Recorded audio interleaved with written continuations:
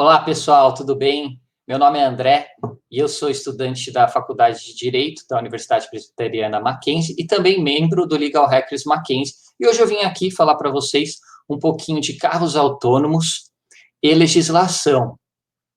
As informações que eu trouxe hoje aqui para vocês, elas foram retiradas de dois estudos, tá? Um de Harvard e um da Universidade de Tecnologia de Gotemburgo, na Suécia, tá? Então, vamos começar, né? Então, qual a definição de veículos autônomos? A definição é que é um veículo que pode ser guiado por si próprio, sem a condução humana. E aí a gente tem o conceito de autonomia, que tem a diferença entre o contexto técnico e o contexto, né, o significado dentro do direito. O contexto técnico, qual que é? É uma coisa, né, qualquer coisa, que toma decisões, que interage, que age, sem o input de seres humanos. É esse o significado, tá? No direito, a gente sabe que tem aquele conceito da autonomia da vontade, que a gente tem no Código Civil, mas é só para diferenciar, né, sobre o que a gente está falando quando a gente fala de autonomia dentro de veículos autônomos e dentro do direito, tá? Existe a SAE International, que é a Society of Automotive Engineers, que é uma sociedade de engenheiros, né, dos engenheiros autônomos, automotivos, enfim, que eles que olham essa parte, toda essa parte da tecnologia, eles pensam, consideram, ajudam também, né, quando vai se criar uma nova legislação, e eles também que desenvolveram, né, que categorizaram os 5 níveis dos carros autônomos. Existem níveis de carros autônomos, né? Não é assim, o carro é autônomo ou não é. É uma progressão de autonomia, né? Se a gente pode falar assim, tá? Então, assim, um dos motivos, mas para que eu tenho, para que eu vou ter carro autônomo? Né? Por quê? Então, uma das respostas é por acessibilidade. Um carro autônomo, né, que se dirige sozinho, se a pessoa não tem condições, se ela é deficiente, se ela já está numa idade mais avançada, ela pode adquirir um. Outra é a redução de acidentes. Então, teve um estudo na Eslováquia sobre acidentes rodoviários, e tem uma média, existe uma média de 14 mil acidentes por ano, né, nas rodovias da Eslováquia, sendo desses 7 mil acidentes com lesão e 300 com vítimas fatais. E existe uma expectativa, quando se fala de veículos autônomos, de redução de 90% desses acidentes. Ou seja, dessas 300 vidas que foram perdidas em um ano, 270 teriam sido salvas pelo sistema de veículo autônomo, tá? Agora a gente vai entrar naquilo que eu falei dos 5 níveis de automação, que foi desenvolvido lá pelos engenheiros automotivos, né, daquela sociedade internacional. Então, o nível 0 é um nível sem automação, nenhuma. Tudo que o carro faz é o ser humano que lê o ambiente, processa a informação e executa a estratégia ali, né? Ele olhou, viu que a próxima rua é à direita, ele vai virar o volante na hora de virar à direita. O nível 1 tem um assistente de direção. Pode ser deixar a direção um pouco mais estável numa rodovia de alta velocidade, e é o ser humano que aciona esse tipo de comando. Na automação parcial, você já tem um ou mais desses assistentes de direção e o sistema que executa, né, o funcionamento deles, né? Aí, a partir do nível 3, a gente já chega num nível de automação mais forte, que é a automação condicional, e aí o veículo autônomo ele já começa a ler o ambiente, ele já começa a monitorar, só que ele pede autorização do condutor. Então, ele vê por exemplo, ele percebe que tem neblina, e aí ele avisa, olha, liga o farol de milha, liga o farol de milha, você que tem que ir lá ligar. Na alta automação, que é o nível 4, né, ele vai perceber, e mesmo se você não responder, ele vai executar. Então, ele vai falar, olha, tá neblina, liga o farol de milha. Você não ligou, ele vai ligar. E tem o último nível, né, que é a automação total, em que o carro realiza todas as operações. Então, eu vou aqui passar para o próximo, que aí tem esse desenho, né, de todo o sistema tecnológico envolvido. Ele lê todo o ambiente, né? Ele tem todos os sentidos, igual nós seres humanos, né, os sentidos, né, o olfato, a audição, enfim. O veículo autônomo, ele vai conseguir, ele vai ter um radar de longa distância, ele vai ter um scan laser, ele vai ter câmera 360 graus, ele vai ter um radar de média e curta distância, e ultrassom. Então, ele tem todos esses sistemas de sensibilidade e leitura do ambiente, e aí quem faz isso são vários sistemas, vários programas que colocam o input dessa informação no software, na inteligência artificial que aquele veículo autônomo possui. E aí a inteligência artificial que vai processar esses dados para definir qual é a estratégia, né? Numa velocidade praticamente em tempo real, né? Porque ele vai estar lá dirigindo ao vivo. Então, aqui a gente já começa a pensar, e por que é importante o legislador saber dessa parte técnica, né, dos níveis de automação.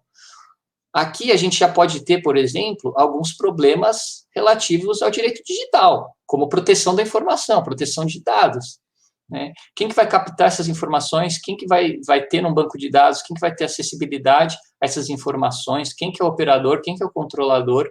E em níveis diferentes, essas perguntas mudam. E aí, já entrando agora mais na seara da legislação, né, nos Estados Unidos tem a NHTSA, que é a Administração Nacional de Rodovias e Segurança do Transporte, que já lida acerca dessas questões, né, já está colocando em alguns estados legislação para veículos automotivos. E a União Europeia já ratificou, né, na Convenção de Viena, a Lei Geral de Tráfego, com exceção da Espanha e da Inglaterra. Eles já fizeram emendas, né, nessa convenção que dissertam acerca dos veículos autônomos, das questões que envolvem os veículos autônomos, tá? Bom, direito administrativo e civil. Vai precisar de uma licença específica para dirigir veículo autônomo? Vai ser permitido ter veículo autônomo em todas as localidades ou só em regiões específicas? Vai ser só em rodovias específicas, só em bairro X, só em estados? Como é que vai ser isso? O veículo autônomo, ele deve respeitar todas as leis de trânsito? Se sim, ele deve se autorreportar? Por exemplo, eu sofri um grave acidente e eu preciso ir para o hospital. Aí eu coloco lá, de alguma forma, ele processa essa informação. E aí ele vai ter que tomar uma decisão. Eu ultrapasso o limite de velocidade ou não? E se eu ultrapassar, eu vou ter um sistema ligado direto com o governo e falar, olha aqui, ó, me multe. Então, são questões interessantes. O veículo autônomo vai precisar de um sinalizador externo, né, para as outras pessoas identificarem, esse aqui é um veículo autônomo, né? Existe algum tipo de problema, sei lá, quando a gente pensar isso, colocando no cenário brasileiro, que a pessoa vai ver e falar, esse cara aí deve ser rico. Quem deve ser responsabilizado em caso de transgressão, né, no caso citado anteriormente? É difícil de saber. A gente vai ver um pouquinho mais no próximo slide, né? E tudo isso vai envolver o quê? Questões éticas, né? Questões éticas, como que a sociedade lida com isso? Não é algo... E aí entra muito o direito, né? Porque não é 1 mais 1 igual a 2. E dentro do direito penal, quais crimes podem ser cometidos nesse contexto? Exatamente essa pergunta, né? Pode ser, sei lá, um hacker que quebra o sistema de software do carro, né? O cara assaltou o carro, quebrou a chave, enfim. Será que existem novos crimes que podem ser categorizados, né? E aí, de novo, quem serão os responsáveis? É o dono do carro, do veículo? É quem está sentado? Porque ele vai estar sentado, mas ele não vai estar conduzindo. O carro é automotivo, então nem posso falar que ele é o condutor. Ele é o transportado, ele é uma carga. Vai ser a concessionária? Vai ser a montadora? Vai ser o governo? Dependendo da situação. Então, existindo vários cenários nesse contexto, né? Quais serão os modelos bases? Né? Um exemplo. Inclusive, né, a gente hoje fala muito by design, né, um termo utilizado, né, que desde a concepção, né, aquele produto ele deve ser pensado em algumas questões. Então, criando um veículo autônomo. Ele chegou na situação que ele leu do ambiente, que ou ele atropela um ser vivo, ou ele desvia abruptamente. Se ele desviar abruptamente, ele corre o risco de afetar o condutor. E aí, qual decisão o carro autônomo vai tomar? Ou, nesse caso, ele vai desligar e deixar a bola para o condutor? Porque, inclusive, nesse ponto, a gente até aborda uma questão muito interessante que é econômica. Se eu tenho um produto que ele toma por base a decisão de desviar de um ser vivo, correndo o risco de afetar a minha saúde, eu que sou o dono, será que eu compraria esse carro? Então, são questões muito sensíveis, né? E, por último, quais serão as consequências legais quando o agente for público? Algum tipo de acidente que ocorreu por conta de uma troca de informação, por exemplo, da tecnologia que tem na rodovia, ou enfim, né? Como que vai ser essa consequência, essa punição? Bom, quando, né, pessoal? Quando que essa tecnologia vai estar em massa disponível para o mundo aí? Então, um report da KPMG diz que em 2030 a gente já vai ter aí os veículos autônomos massificados aí para a população, para grande parte da população. E aí já teve, né, essa experiência, vamos dizer assim, né, na Europa, que foi o The European Truck Platinum Challenge, que foi um comboio de caminhões. Então, existe uma tecnologia que ele interage um carro com o outro. Isso é muito interessante. Então, eles fizeram um comboio de caminhões, né, um caminhão interagindo com o outro, todos autônomos, né, todos robôs, e sendo a maior distância percorrida de 1.500 quilômetros, e isso teve o quê? Uma redução do consumo de combustível, emitiram 16% menos de CO2, além de ser mais seguro, porque imagina os caminhoneiros, né? Esse é um problema que a gente tem, dirigir várias distâncias muito longas, sem dormir, muitas vezes eles à base de medicamento para não dormir, para cumprir prazo, então torna essa atividade também mais segura, né?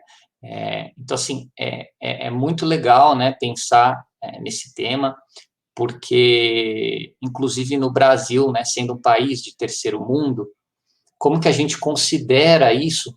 Porque normalmente a gente copia grande parte da legislação que é realizada na Europa, né, nos Estados Unidos, nos países de primeiro mundo. Então, a gente tem a oportunidade de estar pensando sobre esse tipo de legislação, né, se adaptando. Quais são as melhores regras para o veículo autônomo dentro do nosso contexto social, do nosso país, da nossa nação, né? E um exemplo real, né, que já é um carro real, que existe, que está funcionando, que é o Vision AVTR da Mercedes-Benz. Eu vou deixar na descrição do vídeo, tem um link com o vídeo dele funcionando. Ele é um carro que não tem volante, né, é esse dispositivo aí que o cara está com a mão em cima, e é um carro 100% autônomo, que é muito legal. Eu recomendo vocês darem um clique lá no link para ver. E quem teve a experiência de dirigir falou que parece um videogame, porque ele tem a opção de você controlar também, né, tipo esse joystick. Mas ele é um carro 100% autônomo, tá? Então, assim, eu agradeço, muito obrigado, você que chegou até aqui e assistiu o vídeo, né, até o final. Eu já deixo essa imagem futurística aí para já pensar nos próximos passos. E quando a gente tiver carro voador, será que a gente vai ter? Como será a legislação para o carro que voa? Então, eu agradeço mesmo. Se você curtiu, olha, dá um like aí, segue o canal, clica no sininho. E é isso aí, pessoal. Valeu!